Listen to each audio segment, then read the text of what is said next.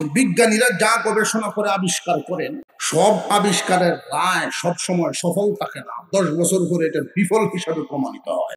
জ্বলন্ত একটা প্রমাণ নেই, এটা আপনাদেরকে বুঝতে দিতেই হবে, ব্রেনের সাথে তো মিলতেই হবে, মনের সাথে কথা, নইলে কোরআনের আয়াতটা বুঝতে একটু কষ্ট হইতে পারে। আল্লাহর কথা যে সঠিক, এতে কোনো সন্দেহ নাই। মানুষের ঘুম থাকে কি চোখে না কানে? আসহাবে কাহাফের ঘটনা বর্ণনা করতে গিয়ে আল্লাহ বলেন, ফাদরাবনা আলা আযানিহিম, আমি তাদের কানে ঘুম ঢালেন আল্লাহ তাআলা, চোখে না কানে। এর একটা জ্বলন্ত প্রমাণ যেটা সকলে বুঝবেন। আমরা যখন ঘুমাই, চোখ তো আমরা খারাপ কেউ বন্ধ করতে লাগে না, অটোমেটিক বন্ধ হবে, যেটা আপনার হাতের বাহিরে, আপনার ক্ষমতা নিয়ন্ত্রণের বাহিরে গিয়ে যখন চোখ বন্ধ হবে, তখন বুঝতে হবে এই চোখ বন্ধ হওয়ার আগে কান বন্ধ হইতে হবে। চোখ বন্ধ হয় পরে, কান বন্ধ হয় আগে। কানে শোনা বন্ধ হইলে এর ঘরে চোখকে দেখা বন্ধ হইবে।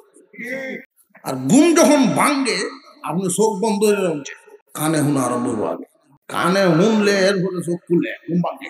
আরে তুমি রান্তাছো বালা কথাই, কোটকোটা নিতে কমানি যায় না, রাত ধরে গান হতায় হচ্ছে, বউর সাথে লাগছে কাজ্যা।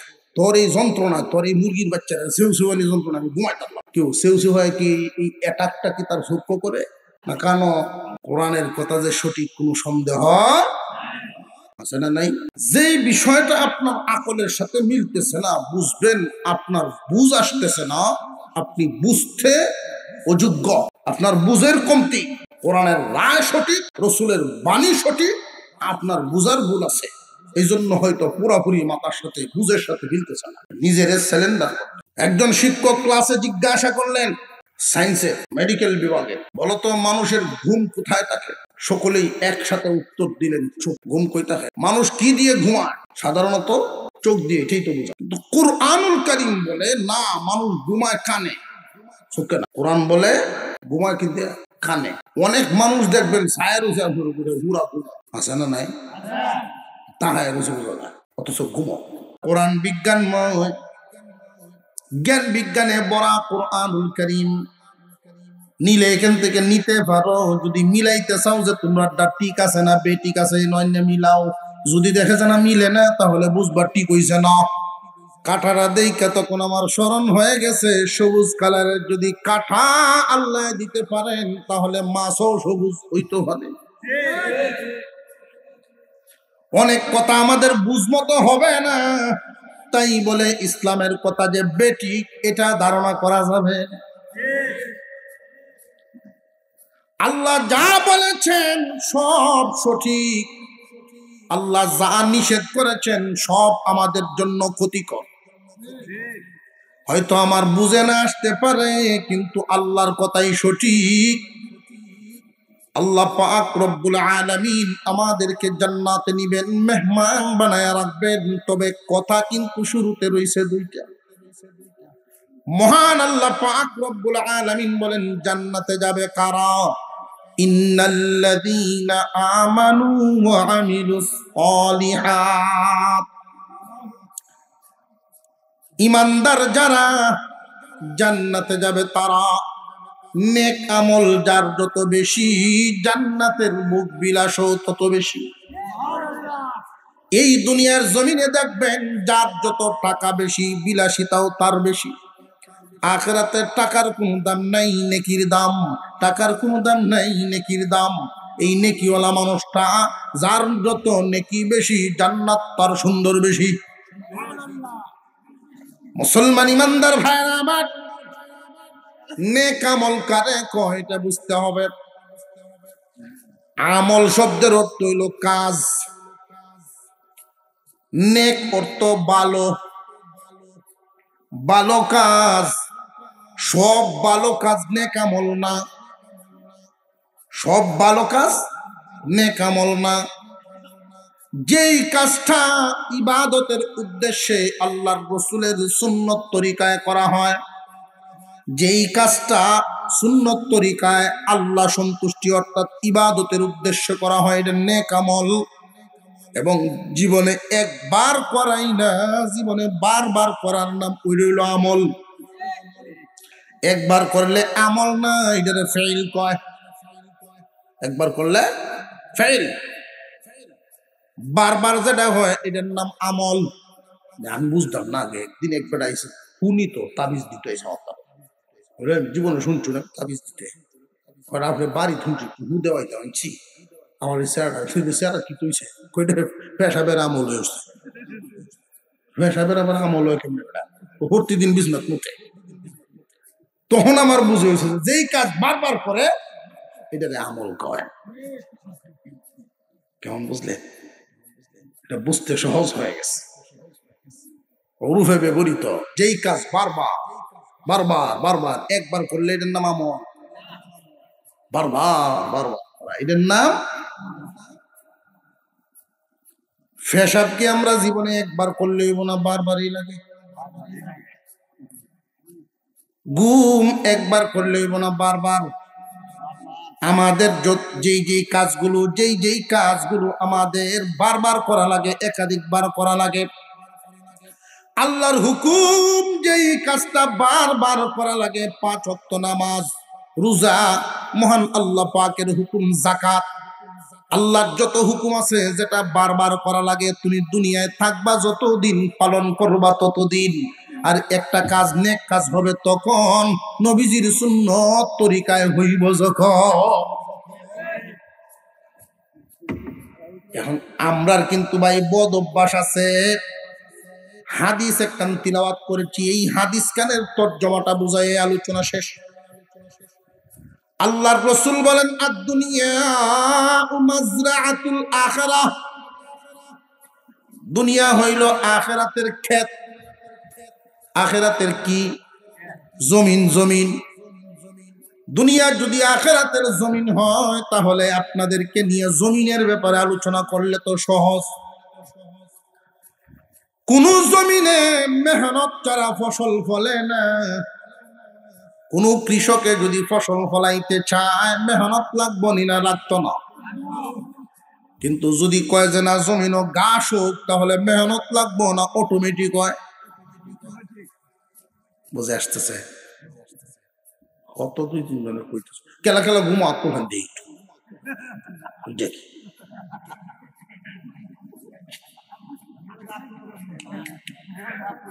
আত্মালি দেবেন না, আত্মালি দেবেন। আমরা বুঝছি যে উনি যদিও এনো বোয়া লেপটা বাসতেছে চক্ষু, যার আমার হাত তুলছে, মনোযোগটা কমে গেছে। এই মনোযোগ ফিরানোর জন্যই আমার এই কথাটা বলা। জোরে বলি মারহাবা, আরো জোরে মারহাবা। কয়েক মিনিট চলতো। আমাদের সুস্বভাব এবং কুস্বভাব, আমাদের এই বডিটা আল্লাহ বানাইছেন আগুন পানি মাটি বাতাস, আগুন পানি মাটি বাতাস পাইতেন। কোনটার খাসলত কিন্তু বালা না। আগুনের খাসলত ক্ষতি করা, আগুন কোনো উপকার দিতে পারে না, তার স্বভাব হইল ক্ষতি করা। যে হুজুর আগুন দ্বারা আমরা অনেক ফায়দা পাই, ফায়দা পাই ঠিকই, তার হালতের উপরে সাইডে দেখুন যে ফায়দা দিবে ততক্ষণ, নিয়ন্ত্রণে তাকে যতক্ষণ, তার হালতের উপরে সাইডে দেখবেন একটু উস্তাদ হইত না। 2 নাম্বার পানি, পানির খাসলত হইল লালসা, লোভ। এর আসর আমরার ভিতরে লোভ আছে না নাই? বয়স 80, এরপরেও প্যারালাইসিসের রোগী কবল লয়ে ফাঁস কাটতে রাত করতে হয়েছে তান বুঝ করে। লোভ কমে না, মনের লোভ কমে না যতদিন দুনিয়াতে আছে। 3 নাম্বার মাটি, মাটির খাসলত হইল চুপায় রাখা, গোপন রাখা। গোপন করার এই যে দুষ্টাইটা আমরার ভিতরে আছে না নাই? কথা একটা সে জানে ঠিক, পরিষ্কার কইলেই একভাবে বালা, কিন্তু ঘুরায় ফেসা একটু। মোবাইল আইছে, মোবাইল লইয়া দেখবেন কানো ধরে করতে বেরিয়ে উঠছে, ঘুরে আইসে বউ জায়গায় খেলা হুন্দি চিনতে না, গোপন করে। আছে না নাই? বাতাসের স্বভাব উপরের দিকে যাওয়ান, বেলুনই বলেন আর যেখানেই বলেন সারবেন দেখুন ঘুরছে। মানুষের ভিতরেও আমি তার চাইতে বালা, তার চাইতে আমি উন্নত। গফ করে দেখবেন আমার বেওয়াই ভাইছে একটা বুইয়া, হেতু আমার বেওয়াই আরো আগের থেকে সুদৃঢ় হয়েছে।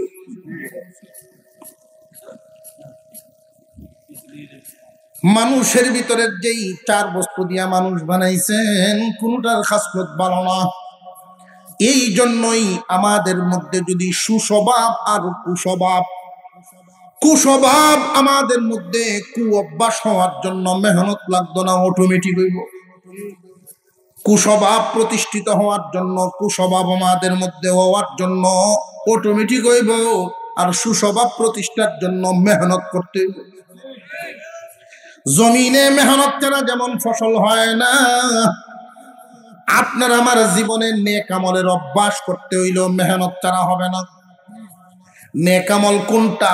সুন্নত সহ যেইটা, নবীজির নেক কাজ কোনটা? নবীর তরিকার সাথে মিলে যেইটা। আর বদ কাজ কোনটা? নবীর তরিকার বাইরের যেটা, এটাই বদ কাজ।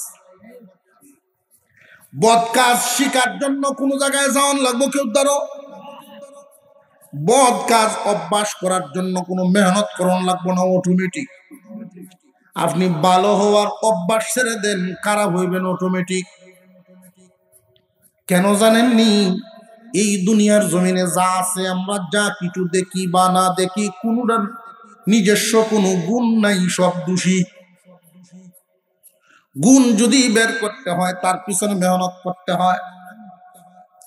আদা আনলেন বাজার থেকে, এই আদা দিয়া যদি আপনি পোলাও পাকাইবেন, বিরিয়ানি পাকাইবেন, সময় মতো আদাটারে যদি কাজে লাগান, মেহনত করেন, তাহলে সুঘ্রাণ পাইবেন। আর যদি তার হালতের উপরে ছাইড়ে দেন, 6 মাস পরে খবর লইয়া দেখবেন হুচ্ছে গুবো। তার মধ্যে আছে যেটা, ওটার নাম দোষ। তার মধ্যে নিজস্ব আছে যেটা, এটা হইল দোষ। মেহনত করে বাইর করলে বাইর করা যায় গুণ। ঠিক তেমনি ভাবে যারা ইমানদার, নেক আমল বাড়াও এমনিই না, মেহনতের মাধ্যমে। মেহনতের মাধ্যমে, মেহনতের মাধ্যমে। মেহনত তুমি যখন নেক আমল বাড়াইতে রওনা দিবা, ইচ্ছা করবা, তোমার সামনে কিন্তু বাধা হইয়া দাঁড়াইব একজন আছে। এই জনের নাম কি? অনেকে ডরায় নামটা লইতেছে, মনে হচ্ছে না জানি কোন বিপদে কোন বালা ঠিক নাই, এর নামটা না লন্ডাই বালা। শয়তান ডরানি লাগে।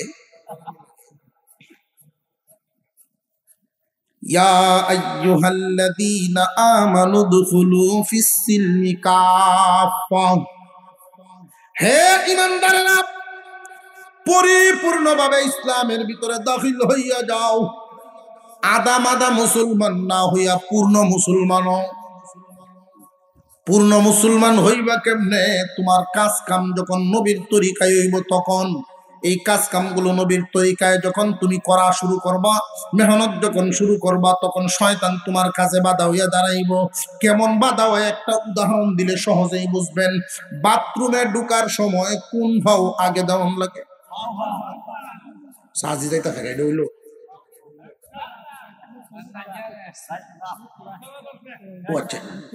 জরুরি বিভাগে ডাকবে, জরুরি বিভাগ, জরুরি বিভাগে ডাকবে।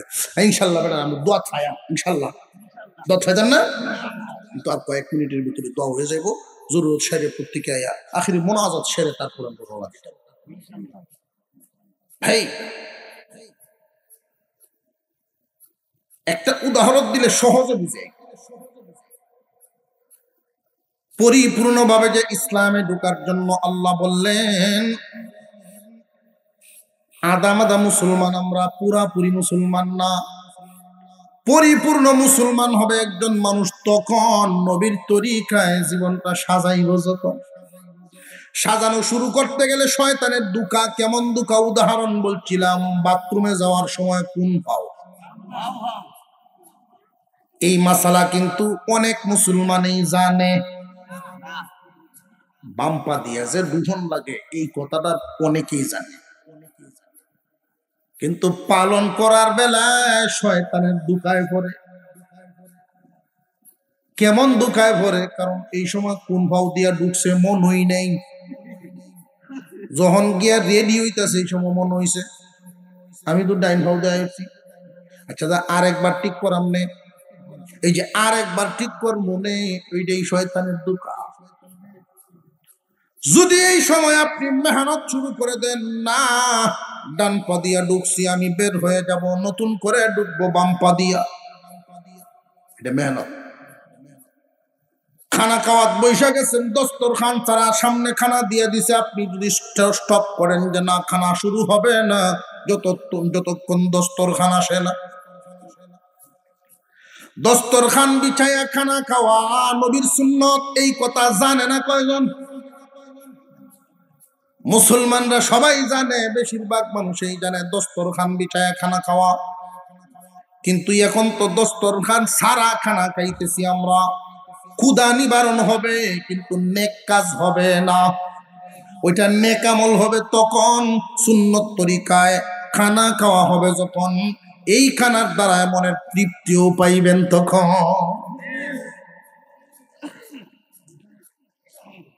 প্রত্যেকটা কাজেই নবীর তরিকা আছে না নাই? শুধু একটা কথা বলি, আলোচনা শেষ। মুরব্বী একজন মানুষের একটা কথা শোনায় ফেলি, ৭৫ থেকে ৮০ হবে তার বয়সটা, মুরব্বী মানুষ। আমার তখন ১৫ বছর। মাদ্রাসায় পড়ি, তাবলীগে গেলাম। আমি মসজিদের বারান্দায় আল্লাহর এই বান্দা বাথরুমে যাইতেছেন, আমি দেখছি মুরব্বী মানুষ, এক হাতে বদনার এক হাতে ডিলা। মসজিদের সামনে পুকুর, পুকুরের কোনায় হলো বাথরুম। আমি তাকায় দেখছি উনি বাথরুমে যাইতেছেন, কিন্তু আশ্চর্য ব্যাপার, বাথরুমে ঢুকে আবার বেরিয়ে গেলেন। অর্থাৎ ডান পা দিয়ে ঢুকে পড়ছিলেন, ভুলে ভুলাই দিছে কে?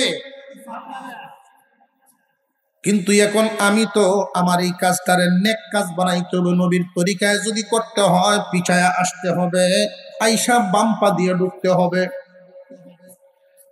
আমি আশ্চর্য হলাম, কোন জায়গায় মুরব্বী মানুষ ডিলা বদনার নিচে তুই কানে ধরে ১০ বার উঠছে বুঝছে। উনি যখন ঘুরে আইছেন, আমি জিগাইলাম, দাদা আপনি এই কাম করতে গেলেন কেন? কই ভাইরে, কবরের উপরে কারা, জীবন তো শেষ হয়েই গেল, এখনো তো কুস্বভাব গুলো সুস্বভাবে বদলিল না, কু অভ্যাস গুলো এখনো বদলাইতে পারলাম না। এমনি বদলিবে না। যেমন দুনিয়া মাজরাতুল আখিরা, নবীজির হাদিস, এই দুনিয়া আখিরাতের ক্ষেত স্বরূপ। খেতে যেমন ফসল এমনি ফলে না, মেহনত লাগে। মানুষের কুস্বভাব এমনি বদলিবে না, মেহনত করলে সুস্বভাব ফলবে। আর একদিনে সব হবে না। আপনারা যেহেতু আলেম না, কোন আলেমের সাথে যখন সাক্ষাৎ হবে, প্রথমে দিলের ভিতরে এই কথাটা ঢুকাইতেই হবে যে আমার আখিরাতের ধনী হওয়া লাগবে, আখিরাতের ধনী হওয়া লাগবে। আমি একজন ইমানদার, বিশ্বাস করি আখিরাত আছে, সুতরাং আখিরাতে আমি মিসকিন থাকবো না, আমি যেন ধনী হইতে পারি। আখিরাতে ধনী ওই ব্যক্তি নেকি কামাইলো বেশি, যেই ব্যক্তি নেকি যদি কামানো লাগে খানা, তখন এই নেকিওয়ালা খানা হইব, নবীর তরিকা মতো যখন হইব। প্রত্যেকটা কাজ আল্লাহর পয়গম্বরের সুন্নত তরিকার সাথে যখন মিলবে, এটা আপনার জিন্দিগিটাই ইবাদতি জিন্দিগি, বন্দিগিতে পরিণত হয়ে যাবে। একদিনে পারবেন না।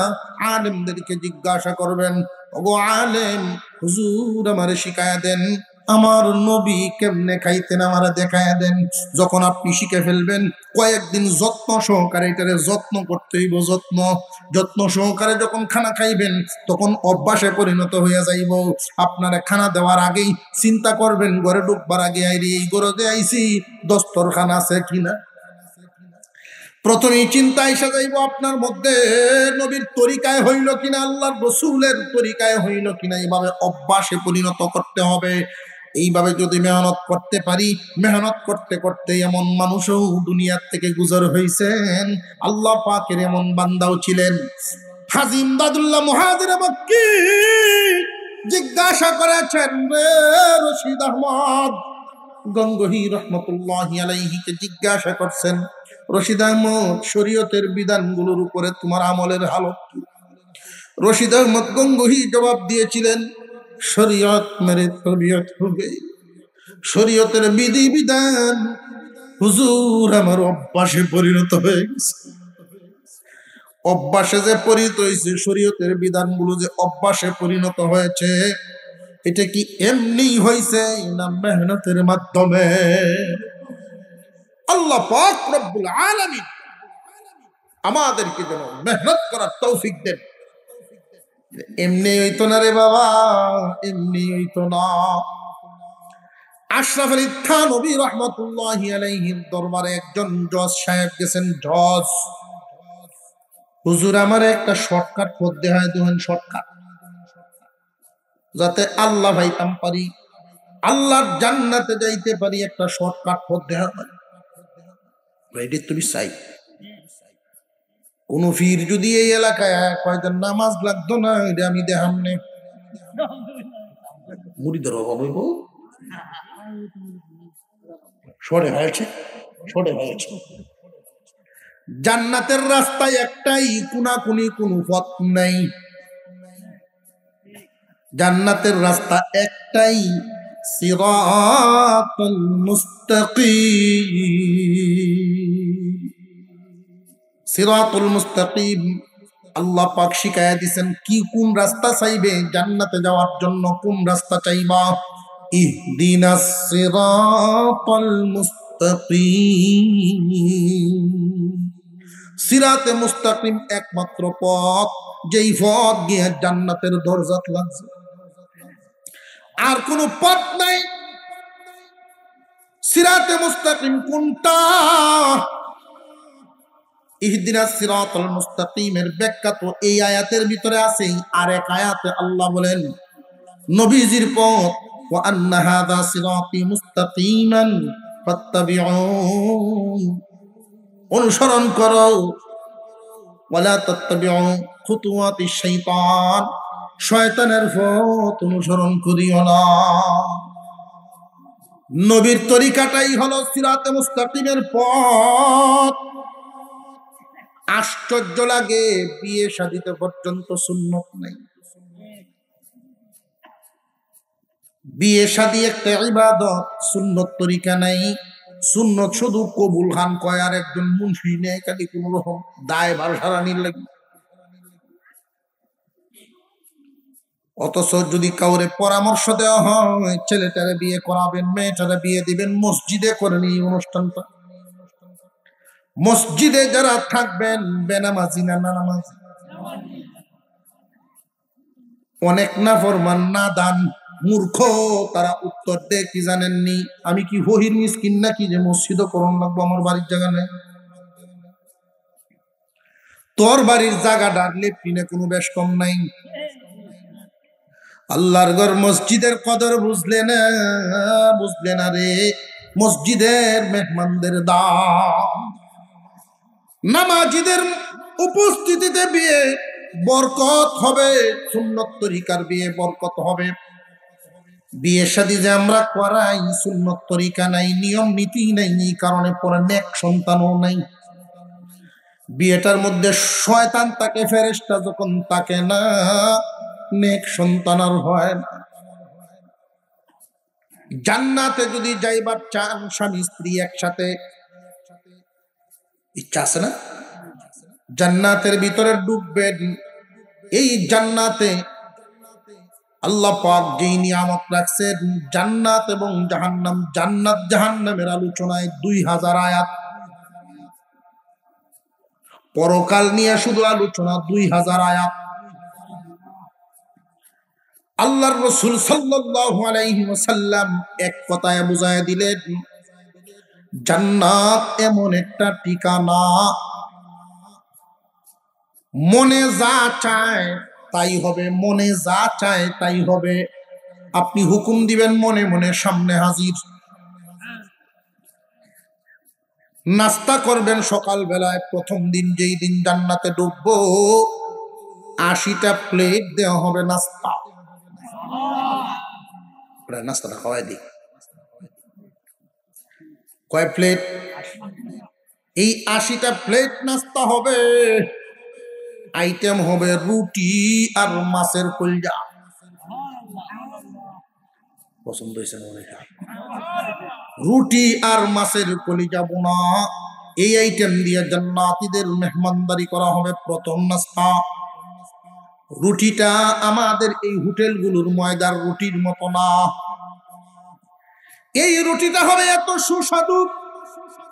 এই রুটির মধ্যে আমের গ্রান থাকবো, কাঁঠালের গ্রান থাকবো, লিচুর গ্রান থাকবে, খেজুরের গ্রান থাকবে, অর্থাৎ জমিন থেকে যত কিছু উৎপন্ন হয় সমস্ত সুস্বাদু ফলের গ্রান ওই রুটির মধ্যে থাকবো। এই জমিনটারে আল্লাহ পাক রব্বুল আলামিন চাপ দেওয়াবেন ফেরেশতাদের মাধ্যমে, চাপ দিয়ে রস নিংড়াবেন, ওই রস দিয়েই খামিরা বানানো হবে। এই রসটারে আবার ভাগ করা হবে, কারণ জমিনে তো শুধু ফল গাছ না, জমিনে শুধু ফল না, পেট্রোলের খনিও তো আছে। রুডির যদি ভরে কেরাসিন ধরে, অনেক বাথরুমের ট্যাঙ্কিও তো আছে। আলাদা করা হবে, সুস্বাদুটা আলাদা, ওইটা দিয়ে খামিরা বানাইয়া রুটি বানানো হবে জান্নাতীদের জন্য। মাছের কলিজা বোনা, আল্লাহ একটা মাছ বানাইছেন জমিনের নিচে।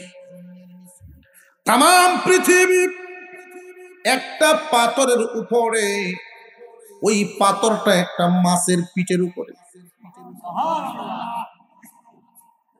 এই মাছটার আল্লাহ পাক রব্বুল আলামিন নুন বলে ডাক দিছেন। নুনের একটা অর্থ মাছ। মুফাসসিরিনে কেরাম বলেন মাথা এবং লেজ কুরআন দিয়ে আল্লাহর আরশের সাথে লাগা। এই মাছের কলিজা বোনা দিয়া জান্নাতীদের মেহমানদারি করাইবে। প্লেট কয়টা? খাওয়া কারে কো 80 প্লেট। আপনারা ভাবতে পারেন কিভাবে সম্ভব। আর এই দুনিয়াতে তো এমন খাওয়াই আছে, আসানুকে খাওয়াইয়া আছে না? খালিয়া জুড়িয়া অফিসার গেছে হইলা প্রথম যখন গেছে রাস্তাঘাট সম্পর্কে এত অভিজ্ঞতা নাই তার, সুটকুট লাগাই অনেকটা খাল ভারণী লাগে, ডেঙ্গি নৌকা নিয়ে বেড়া তো লয়ে গেছে মোটরসাইকেল সাথে। ভার হইব কেমনে কেমনে কি করা, দেখা যায় টেলা জাল দেয়া মাছ মারতেছে বেড়া। এটা ডাকেন কেউ নাই। আমার এই হুন্ডারটা তুই চিল্লেবার করে দে, আডুহানিত্য চিল্লেবার করে দে। আর আমার এই ডেঙ্গি নৌকাটা টান দেই পারে না বাবা, এই মৌজারি কোন থাকতাম না পার করে দেখো স্যার খুশি হতেন না। কত তুই কি খুশি না? তোর তো ভার, তুই ভার করছস, খুশি কিতা করতাম তে। আচ্ছা যা নাস্তা হইলে লাইস। থানার সামনে যে হোটেলটা আছে আমি গিয়ে কইয়া তৈতেছি, তুই মাছটা মারিয়ে গিয়া আমরা খাই বিল আমি দেন না। হুজুর স্যার সন্ধ্যাবেলায় বাইরে বাইরে গেছে, আমার যে লোকটার কথা বলছিলাম ছেলেটা খাইয়া গেছি না। হ্যাঁ স্যার 825 টাকা বিল হয়েছে আপনার। সাহেব ব্যাক করলে কয়জন আইসেন? না একজনই, হ্যাঁ এই বাইকা কি ডাক্তি করছে এরকম একটা খাওয়াইয়া। এমন যদি জানতাম তো আমি 100 টাকা দেয় আসলাম। আমি মনে করছি খাইলে আর কয় টাকা খাইব, 20-50 টাকা খাই বলো। 80টা প্লেট খানার কথা শুনিয়া মহিলা মা বোনরা মনে মনে ভাবতে পারে হুজুর যেই কাওয়ানি শুরু হচ্ছে তাল দেওয়া বুঝি আমরা আর দূর হইল না। জান্নাতের ভিতরে তাল দেওয়া লাগবে না। যেই প্লেটটা দিয়া খাবার খাওয়াইবেন, যেই গ্লাসটা দিয়া পানি পান করাইবেন, ওইটাও খাবার আইটেম। রুটি বুনা খাওয়ার পরে ওই তাল দিয়েও খাইব। খাদ্য জাতীয় বস্তু দিয়া আল্লাহ পাক বানাইছেন। এই দুনিয়ার জমিনে অনেক নজির আছে, দেখবেন হোলাভান আইসক্রিম খায়। আইসক্রিম যে খায়, আইসক্রিম সহ গ্লাসটা সহ খাইতে পায়। প্রথম যেদিন আমি দেখছি আমি দৌড়ে গেছি, কাঠের এটা আমরা দেখতে এরকম কাঠের মতো দেখা যায়। কয় না এটা খাওনে রে, আরে আমরা ছোটবেলা খাইলাম না। দিন যত যায় তত বুঝে আসে, বিজ্ঞান যত গবেষণা করব, বিজ্ঞান যত গবেষণা করে উপরে যাবে, ইসলাম বোঝানো সহজ হয়। তাই বলে বিজ্ঞানের রীতি দিয়া ইসলাম মাপার সময় নেই আমরা। তোমরা যেই জায়গায় ঠেকে যাও, মাপকাঠি হিসেবে কোরআনের কাছে আইসা দেই কত তোমরা গবেষণা ঠিক হইছে কিনা। যদি দেখা যায় না কোরআনের বিধানের সাথে বিজ্ঞানের বিধানটা মিলতেছে না, বুঝবা তাহলে গবেষণার বাকি আছে, গবেষণার বাকি আছে। গবেষণা করতে করতে যখন দেখবা কোরআনের বিধানের সাথে বিজ্ঞানের এই ফলাফলটা মিলে, চিন্তাটা মিলে, তখন বুঝবা তোমার গবেষণাটা চূড়ান্ত পর্যায়ে গেছে। কারণ আল্লাহ নিজেই বলে দিছেন, ইয়াসিন ওয়াল কুরআনিল হাকীম। কোরআন বিজ্ঞানময়, জ্ঞান বিজ্ঞানে বড়া কোরআনুল কারীম। নিলে এখান থেকে নিতে পারো, যদি মিলাইতে চাও যে তোমরা ঠিক আছে না বেঠিক আছে নয় মিলাও। যদি দেখে যে না মিলে না, তাহলে বুঝবা ঠিক হইছে না। বুঝে আসতেছে? অনেক মানুষ না বুঝার কারণে উল্টা পাল্টা করে। স্বামী স্ত্রী দুইজনে একসাথে যদি জান্নাতে যাইতে চান, আজ থেকে নিয়ত করেন যে আমরা সুন্নতের মেহনত গড়েই শুরু করবো। এক দস্তরখানে একটা লো বইয়া খাইমু, যদি পারেন রো চাচা, যদি পারেন একসাথে জান্নাতে যাইবেন ইনশাআল্লাহ। আল্লাহ কবুল করেন বলুন। আল্লাহ পাক রব্বুল আলামিন জান্নাতের ভিতরে আমাদেরকে রাখবেন, নিয়ামতে ভরপুর দুনিয়াতে দিছেন স্যাম্পল, আখিরাত গুডাউন। কিন্তু অনেক মানুষ দুনিয়া পায়া আখিরাত ভুলে গেছে। আমার এক মুসল্লি আইছে আমার সাথে ওয়াজ, আমরা দেশ দেখবো ঘুরিয়ে আর ওয়াজও করবো। হইলা তারি হয়ে গেছে ঈদ না ভাটি এলাকা না, মাছের ভর্তা দিছে সাইড জাত, খালি মাছের ভর্তা হইলো সাইড জাত, অন্য আইটেম তো আছে। আমি খাওন দেখি আর চিন্তা করি মানুষের খবর মুন্সি বানাইলে কিবায় খাইব, কিতা হতে খাইব, কিবায় খাইব। নাম বই যে আইটেম দিছে সন্তান কিবায় খাইম। রিজিক দেওয়ার মালিক, রিজিক কি জমিনে না আসমানে? ওয়াফিস সামাই রিজকুকুম, তোমাদের রিজিক আসমানে জমিনে ঘুরে লাভ নাই। সাইড জাতের বর্তা ভাইয়া ভাই বুড়িয়ার ছোড়া খাইয়া বর্তা দেয়। এখন যে আইটেম শুরু হইল, কি ভুলটা করলাম, ও কি ভুলটা করলাম, এমন একটা টগা টগি না। তখন আমার মনে হয়েছে যারা দুনিয়া ভায়া আখেরাত ভুলে গেছে এই বর্তা হওয়ার মতো।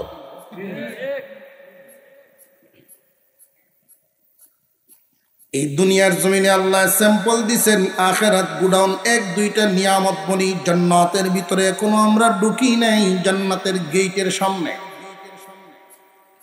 ওইখানে দুইটা ঝর্ণা থাকবে, একটা ঝর্ণার পানি দিয়ে গোসল দেওয়া হবে, আর একটা ঝর্ণার পানি পান করানো হবে।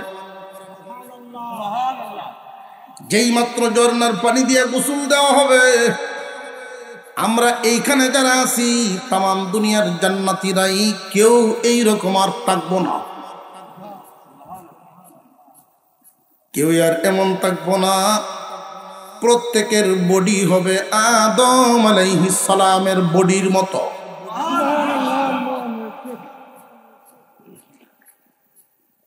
আল্লাহর রাসূল জান্নাতের নিয়ামতের বর্ণনা করেন, জান্নাতের যে বড়ইগুলো হবে দুনিয়ার পাল্লা দিয়া মাপলে 12 মণ ওজন। আবু জেহেলে শূন্য কইতো ভালো হইছে মুহাম্মাদের উম্মত বড়ই তলে ভরে মরব। এই গাদায় শুধু বড়ই দেখছে, কিন্তু তার বডি যে বড় হবে এটা দেখছে না। প্রত্যেকের বডি যদি আদম আলাইহিস সালামের বডির মতো হয়, এই 12 মণ ওজন আমরার কাছে বর্তমান আপেল যেমন, ওই বডির সামনে 12 মণ ওজনের বড়ইও তো তেমন। আদম আলাইহিস সালামের বডির মতো বডি হবে, দাউদ আলাইহিস সালামের মতো কণ্ঠস্বর হবে। দাউদ আলাইহিস সালাম যখন তিলাওয়াত করতেন, উনার কণ্ঠ এত সুন্দর করে দিয়েছিলেন আল্লাহ। উনি যখন জবুর তিলাওয়াত করতেন, সমুদ্রের মাছ তিলাওয়াত শোনার জন্য জমা হয়ে যেত। বনের পশুরা আল্লাহর পয়গম্বরের তিলাওয়াত শোনার জন্য আসতেন। আকাশের পাখিরা, উড়ন্ত পাখিরা থেমে যেত। প্রত্যেক জান্নাতীকে আল্লাহ দাউদ আলাইহিস সালামের কণ্ঠের মতো কণ্ঠদান করবে, সুন্দর বানায় দিবেন, ইউসুফ আলাইহিস সালামের মতো সুন্দর। কি ভাই হইব, কি ভাই হইব, সামরা ডিল হয়েছে, কি ভাই হইব, জোরে কোন সুবহানাল্লাহ।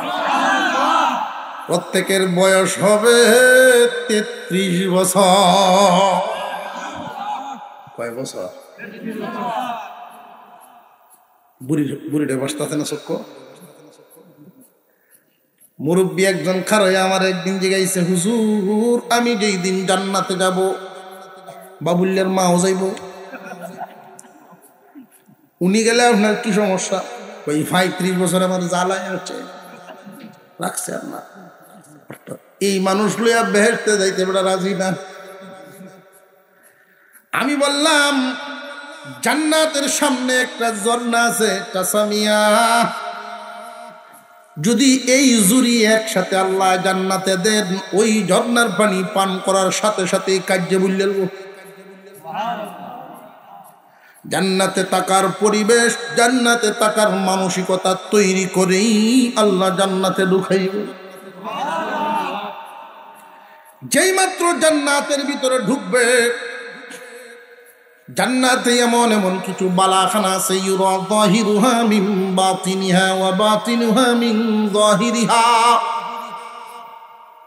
বালাখানার ভিতর থেকে বাহির দেখা যাবে, বাহির থেকে ভিতর দেখা যাবে।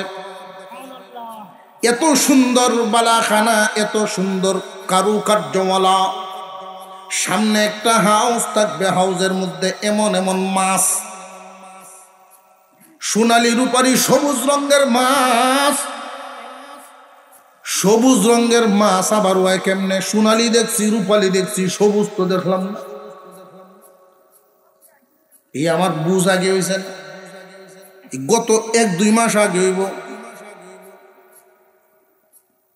সম্পর্কে ভাইগনা লাগে, তার বাসার দাওয়াত, মাছ দিছে এনে আমি দেখি কাটা টাইডের ভিতরের যে কাটা, এটা সবুজ রঙের মাছের কাটা সবুজ। জীবনের হইলা দেখলাম। মামা একটা কাক্কে মাছ আনছিলাম 5 কেজি ওজন। কয়টা কাক্কে মাছ? আমি আমার ব্যাক কল হয়েছস, জীবনে কাক্কে দেখছি না আমরা, আমার ব্যাক কল হয়েছস আমারে? না মামা ছুটি, এটার থেকে বড় তাও আছে। আস্তাগফিরুল্লাহ, ইন্নাল্লাহা গফুরুর রহিম, লা হাওলা ওয়ালা কুওয়াতা ইল্লা বিল্লাহিল আলিয়্যিল আযীম। আপ্যায়ন মনে আছে না ইনশাআল্লাহ? اللهم صل على سيدنا مولانا محمد وعلى آله وأصحابه وسلم. الحمد لله،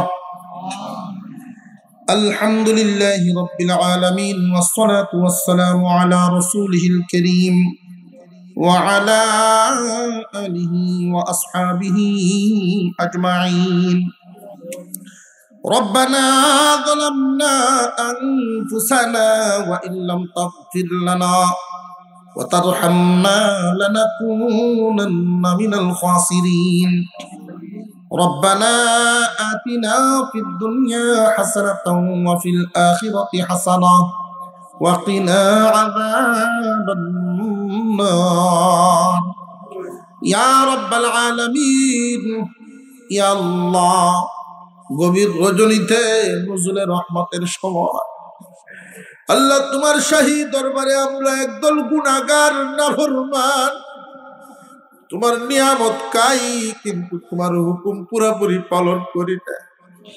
প্রভু গো, তবে তুমি যে আছো আল্লাহ, বিশ্বাসে কোনো কমতি নাই। আল্লাহ তুমি আমরার মালিক, আল্লাহ তুমি সব কিছু বানাইছো, তুমি আমরারে খাওয়াও, তুমি আমরারে সুস্থ রাখছো, তুমি আমরারে চলাও, তুমি ছাড়া আমরার কোনো গতি নেই। শয়তানের ধোঁকায় পড়ে, নফসের ধোঁকায় পড়ে কত গুনাহ করে ফেলছি। আল্লাহ মেহেরবানি করে জিন্দেগির গুনাহগুলো মাফ করিয়ে দাও। মসজিদের মাইকে যখন এলান শুনি কলিজাটা কেঁপে ওঠে, জানি না কোন দিন আমার নাম ঘোষণা হয়ে যায়। এলাকার মানুষ বলা বলি করতে থাকবে, দেখলাম কালকে না ভালো মানুষ আজকে কেমনে মারা গেল। বন্ধু বান্ধব আত্মীয় স্বজন বিভিন্ন দিক থেকে বাড়িতে আইসা জমা হবে। আদরের বাচ্চাগুলো আব্বা আব্বা বলে কাঁদতে থাকবে। যেই বাচ্চাগুলো একটা ডানে একটা বামে বুকের সাথে মিশে ঘুমাইতো, এই বাচ্চা বিবি বাচ্চা রেখে চিরদিনের জন্য বিদায় হতে হবে। লাশটা বালিশ ছাড়া খাটের উপর পড়ে থাকবে। কেউ যাবে কাপড় আনার জন্য, কেউ যাবে কবর খোঁড়ার জন্য, কেউ যাবে বাঁশ টুমানোর জন্য, চির বিদায় দেওয়ার জন্য আত্মীয় স্বজনের এই আয়োজন। মসজিদের পালকিতে উঠাইয়া আত্মীয় স্বজনরা মিলিয়া যখন কবরে নিয়ে যাবে, দুইজন মানুষ শুধু সাথে নামবো। এই যে সাদা কাপড়ে মুড়াইয়া, সাদা কাপড় দিয়ে পেছাইয়া, এত শখের বডি, এত পছন্দের অঙ্গ প্রত্যঙ্গ, এই বডিটা যখন কবরে রাখা হবে, কাটকি দিয়া যখন দাফন করে ফেলা হবে, জীবনে আর কোনদিন উঠে আসা হবে না। রব্বুল আলামিন আমাদেরকে তুমি মাফ করে দাও। এই কবর হয়তো কারোর জন্য জান্নাত, আর না হয় কারোর জন্য জাহান্নামের গর্ত। আল্লাহ তুমি আমাদের কবরটারে নুরানি বানায়া দিও, কবরটারে শান্তিময় বানায়া দিও। ও প্রভু, আপনারে পাপ করে দাও। মরতে হবে কোনো সন্দেহ নাই, কবরের জগৎ কোনো সন্দেহ নাই। মানুষ করার জন্য কত স্বপ্ন, কত কষ্ট করেছে। আমরা মানুষ করার জন্য বাবা যদি 1000 দিতেন, মায়ে লুকায় লুকায় 200 দিয়ে দিত। বাবা কষ্ট করিস না, মন দিয়ে পড়িস। আমরা মানুষ করার জন্য কত কষ্ট করতেন বাবা। এই মা বাবার কবর গুলোরে জান্নাতের টুকরা বানাও। আল্লাহ আত্মীয় স্বজনের মধ্যে যারা কবরবাসী তারা মাফ করিয়ে দাও। আল্লাহ এখানে যারা বসছি, আল্লাহ সবার উপরে রহম নাজিল করো। আসমানি জমিনি বলা মুসিবত থেকে হেফাজতের সাথে রাখো। দুনিয়াতে যতদিন বাঁচায় রাখবা, তোমার সন্তুষ্টির সাথে চলার তৌফিক দিও। দুনিয়া থেকে যেই দিন বিদায় দাও, কালিমা পড়ায়া পড়ায়া আল্লাহ নেককারের মরণ, ইমানদারের মরণ। আল্লাহ তুমি আমাদেরকে সম্মানের সাথে দুনিয়া থেকে উঠায় নিও মাওলা। রব্বুল আলামিন আজকের এই মাহফিল করতে গিয়ে যারা যেইভাবে অংশগ্রহণ করেছেন, কেউ অর্থ দিয়ে, শ্রম দিয়ে, উত্তম পরামর্শ দিয়ে, আল্লাহ বিশেষ করে তোমার এক বান্দা হাওয়ার উপরে, রোডের উপরে গাড়ি চালায়, তার দানকে কবুল করো গো মাওলা। আল্লাহ তার উদ্দেশ্যরে কবুল করো মাওলাই করিম। আমাদের প্রত্যেকের নেক আশাগুলো পূরণ করো আল্লাহ। তার দানের হাত যেমনে বাড়াইছে, তুমি রহমতের হাত বাড়ায় দিও আল্লাহ। কামাই রুজিতে বরকত দিও, বালা মুসিবত থেকে বাঁচায় রাখো। পরিবার পরিজনের উপরে রহম নাজিল করো। আমাদের প্রত্যেকের সন্তানদেরকে মানুষের মতো মানুষ বানায় দিও আল্লাহ। সুবহান রাব্বিকা রাব্বিল ইজ্জাতি আম্মা ইয়াসিফুন। আয় আল্লাহ, বেমারি আছেন, অসুস্থ আছেন মাওলা, আল্লাহ আমরা এখানে যারা অসুস্থ, তুমি সুস্থতা দান করো। ইয়া শাফিয়াল আমরাদ ইশফি মারদানা শিফাআন কামিলা।